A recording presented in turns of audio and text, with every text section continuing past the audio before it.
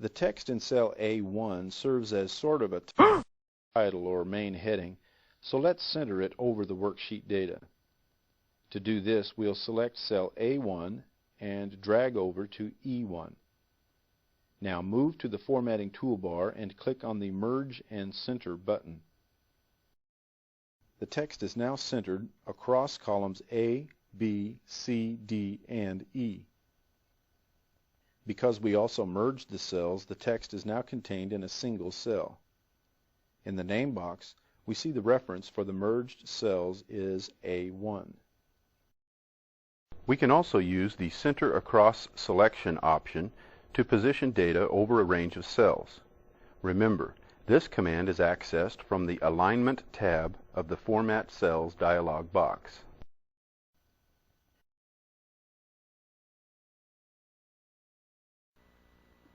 Excel offers many options for enhancing a worksheet, such as changing the font size and color, adding borders, or shading cells.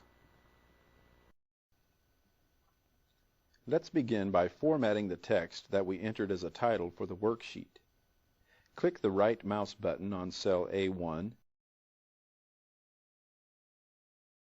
and choose Format Cells. Select the Font tab. First, we'll change the type of font that's used for the text by scrolling the font list and choosing Bookman Old Style. Now select Bold Italic from the font style options. We also want to increase the text size, so let's scroll the size list and choose 16. Finally, we'll change the text color. Click the down arrow button next to Color.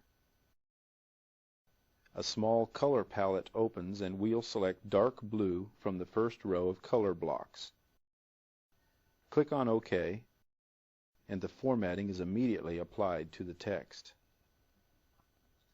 Now let's set off the column labels in row 3 by adding a few formats.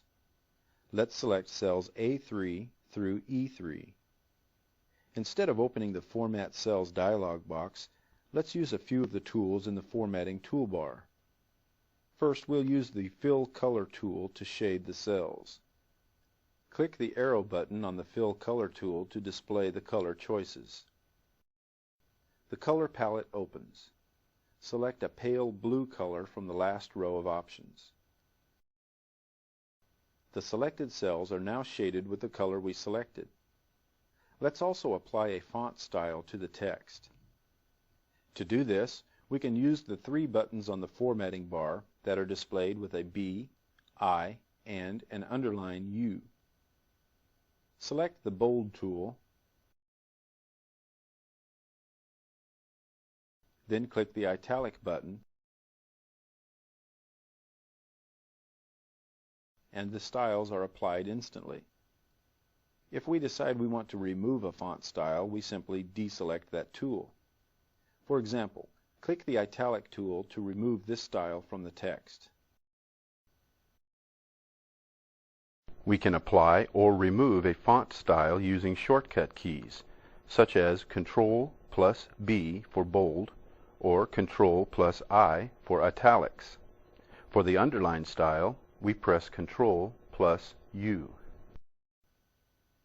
Let's deselect the text by clicking on any cell.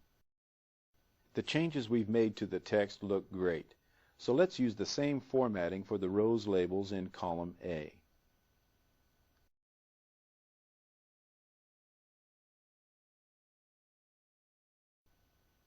To begin, we select a cell that contains the format styles we want to copy. Let's click on cell A3.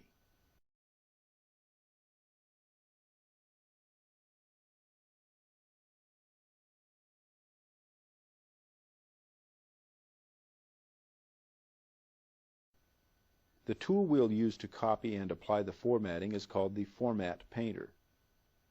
Click on the Format Painter button and our cursor changes to a paintbrush. Notice the moving border that's now displayed around A3. This indicates the cell formatting has been copied and is ready to be applied to another area. Click inside cell A4 and the font formatting as well as the cell shading is instantly applied. Now we'll copy the formats to more than one cell. With cell A4 selected, double-click the Format Painter button. Let's select cell A5, then drag down to A7. When we release the mouse, the formats are copied to this range of cells. Notice cell A4 is still displayed with a moving border. When we double-click the Format Painter tool, it remains active so we can apply the copied formats to other cells. To turn off the Format Painter, we can press the Escape key or click on the Format Painter button again. Press Escape and notice our cursor returns to normal. Let's add a few more final touches to this worksheet. Let's select cells B4 through E7. Because these numbers represent monetary amounts, select the Currency Style button in the Formatting toolbar. Finally, we'll display the color palette for the Fill Color tool. We want to use a light gray for the cell shading, so choose the last color block in the fourth row.